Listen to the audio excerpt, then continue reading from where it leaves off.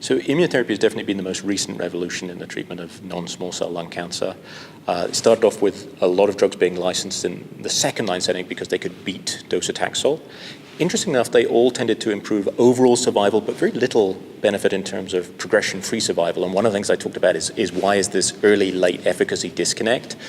Some people thought it was to do with pseudo-progression, your cancer swelling up with immune cells gobbling it up before it then shrank. In fact, pseudoprogression is fantastically rare.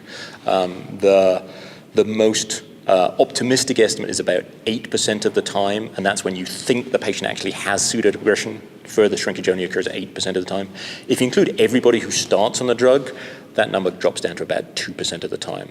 So I don't buy into the idea that you should give these people the drugs and then not scan them. I think you should scan them at the same frequency you scan them with chemotherapy. And if they're progressing, most of the time it's real progression. And you've really got to look at the patient, and if their symptoms are worse, or they're losing weight, or their tumor markers are going up, you've really got to be thinking about your plan B. If you want to give them the benefit of the doubt, sure, but do that second scan early, because 90+% of the time, progression is progression.